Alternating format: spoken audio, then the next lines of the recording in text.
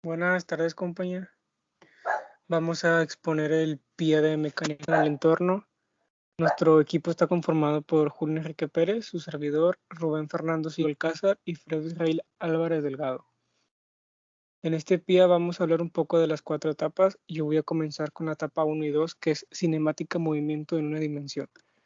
La cinemática clásica o newtoniana de una dimensión es una cinemática que describe el movimiento en una dirección de un proyectil, de una trayectoria, cuerpo o masa, que se relaciona con la casualidad y no a la velocidad de los cuerpos.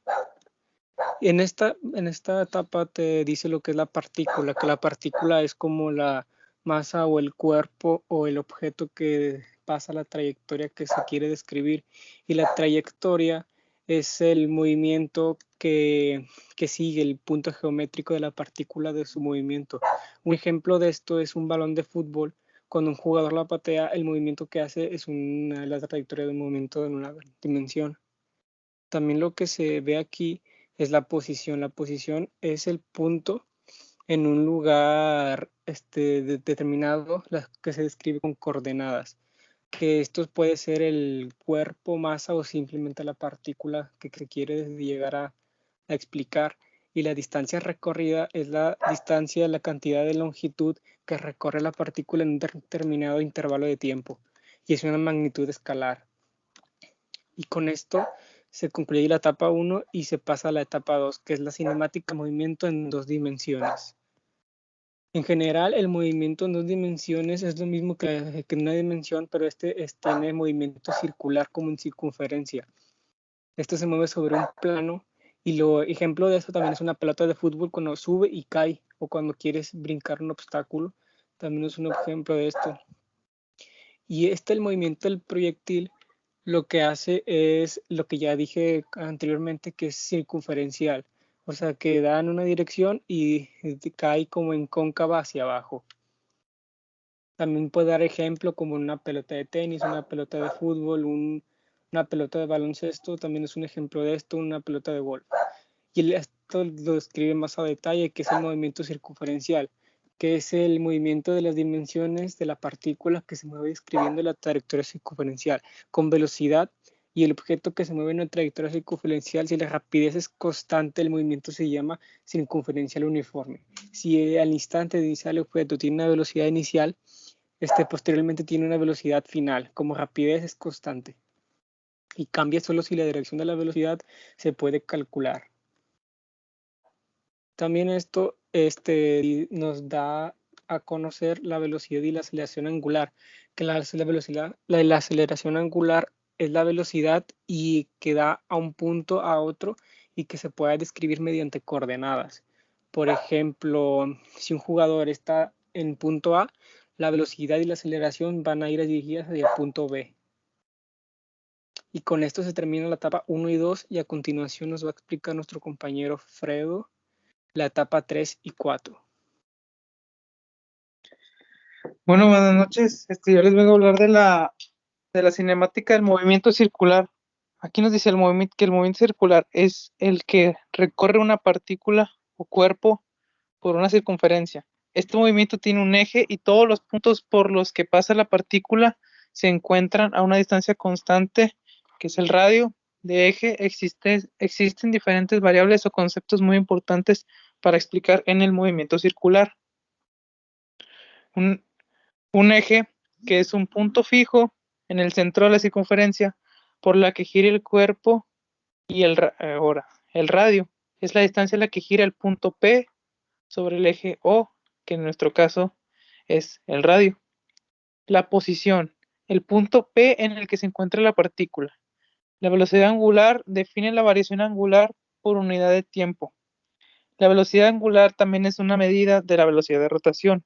Esta se puede definir como el ángulo girado por una unidad de tiempo y se designa mediante la letra griega, que es como un signo de W, que aquí nos aparece en pequeño, y su unidad en el sistema internacional es de radianes por segundo, o rad diagonal S. Luego, la velocidad tangencial. Este es el módulo de la velocidad en cualquier punto del giro y viene definido como el recorrido en unidades de longitud que describe P por unidad de tiempo. La aceleración angular es el incremento de velocidad angular por unidad de tiempo, o sea, A. La aceleración tangencial se define como el incremento de velocidad lineal por la unidad del tiempo, y aquí viene cómo se escribe. La aceleración centrípeta es el componente que va dirigida hacia el centro de la circunferencia y representa el cambio de dirección del vector velocidad. El periodo quiere decir tiempo, el tiempo que tarda la partícula en dar una vuelta al círculo, que en nuestro caso de mecánica a lo mejor podría ser cuando un pistón sube y baja, que ese sería una cilindrada, le decimos nosotros. ¿Cuánto tarda esa cilindrada? Entonces ese es cuánto tiempo da una circunferencia. En continuación vemos la posición angular. En el instante que el tiempo, el periodo en el que el móvil se encuentra en el punto P, su posición angular tiene dada por el ángulo de la posición angular que hace el punto P, el centro de la circunferencia, o sea C, y el origen de ángulos, que quiere decir, se escribe como O.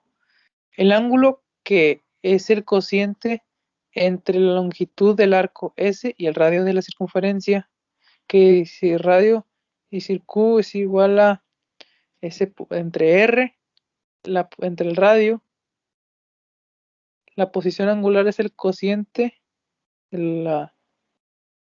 es el cociente entre dos longitudes y por tanto no tiene dimensiones.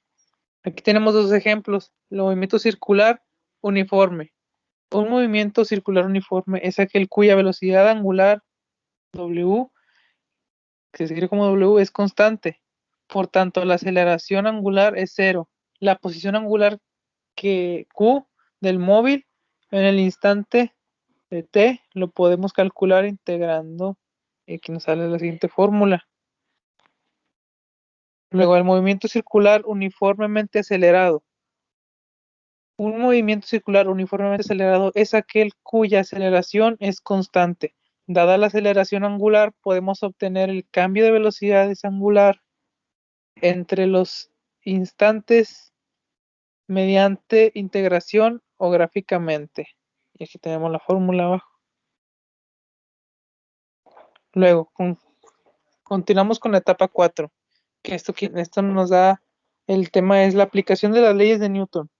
La primera ley establece, primero, las leyes. Vamos a definir las leyes. Las leyes enunciadas por Newton son consideradas las más importantes de la mecánica clásica. Y estas son tres: la ley de inercia, la ley de relación entre fuerza y aceleración y la ley de acción y reacción. Todos los movimientos se atienen a estas tres leyes principales, formuladas en términos matemáticos. La primera ley establece que todo cuerpo permanecerá quieto o se moverá en línea recta con velocidad constante si no existe una fuerza externa que lo modifique. Esto podría ser ejemplo cuando un auto va acelerado a una cierta velocidad y hasta que una fuerza externa no actúe sobre él, no va a cambiar ni su aceleración ni su dirección.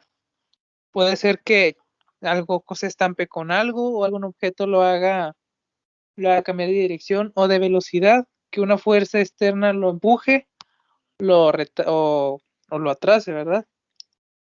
Podría ser un ejemplo de esto cuando un conductor pues va en el automóvil y frena de manera brusca y por inercia sale disparado hacia adelante. Otro podría ser una piedra en el suelo que se encuentra en estado de reposo, o una bicicleta guardada hace ya mucho tiempo sale de su estado de reposo cuando un niño decide usarla. Continuamos con la segunda ley, que es la ley del movimiento, que establece que para que un cuerpo obtenga una aceleración es necesario que sobre él actúe una fuerza externa que es directamente proporcional con la fuerza resultante e inversamente proporcional a la masa. Aquí tenemos un ejemplo que nos dice que puede ser tan algo simple como que dos sujetos A y sujeto B, en el cual el sujeto A tiene mayor fuerza que el sujeto B, y estos empujan una mesa empujando al sujeto A hacia el este y el sujeto B hacia el norte. Al sumar, permíteme, que el sujeto B hacia el norte. Al sumar las fuerzas obtenemos una fuerza resultante igual al movimiento y aceleración de la masa. Por lo tanto, la mesa se moverá en dirección noreste, pero con mayor inclinación hacia el este, ya que el sujeto A ejerce mayor que el sujeto. Un ejemplo de esto podría ser que si tenemos una pelota de tenis y otra de fútbol y las pateamos, la pelota de tenis tendrá una mayor aceleración, ya que es el cuerpo con menos masa, mientras que la pelota de fútbol tendrá una menor aceleración porque tiene más masa. Igual si estamos desde una balsa al agua, no, es ejemplo. Bueno, eso sería todo. Por último tenemos la tercera ley. La tercera ley de Newton nos habla acerca de si un objeto A ejerce una fuerza sobre el objeto B, entonces el objeto B debe ejercer una fuerza de igual magnitud en dirección opuesta sobre el objeto A. Podemos ver de inmediato la tercera ley de Newton en acción al mirar cómo se mueve la gente. Establece a toda acción le corresponde una reacción de igual magnitud, pero en sentido contrario. Un ejemplo de esto puede ser que un hombre empuja una mesa, en este caso el hombre ejerce una fuerza una tal fuerza y la mesa en este caso reacciona y empuja a la persona con otra fuerza, pero como es menor, pues termina el hombre por mover la mesa. Otro ejemplo de esto podría ser cuando, pues simplemente cuando vemos caminar a la gente o que se ponen a jugar empujones entre los compañeros, pues están viendo quién tiene más fuerza y es cuando uno ejerce una fuerza y otro le corresponde con una mayor y así. Entonces, concluimos que la ley de acción y reacción termina en que, pues a toda fuerza que ejerza uno le corresponde una de igual o mayor magnitud. Toda acción tiene una reacción igual pero contraria. Ya, compañero Julio, yo he terminado mi explicación. ¿Algo que agregar? Ya nada, compañero, ya con esto concluimos nuestra exposición sobre el PIA de mecánica en el entorno. Gracias por su atención.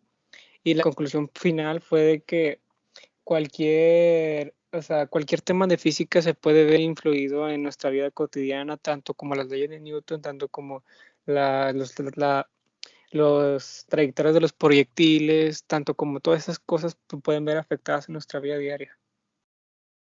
Y los movimientos circulares son los que se ven diariamente, pero a veces no los percibimos. Y es bueno entender esto, así ya vemos las cosas de manera diferente o más interesantes incluso, porque son cosas que aplicamos a nuestra vida diaria y entendemos. Sí, así es. Bueno, espero les haya gustado nuestro trabajo y con esto concluimos. Buenas tardes. Buenas tardes, nos vemos.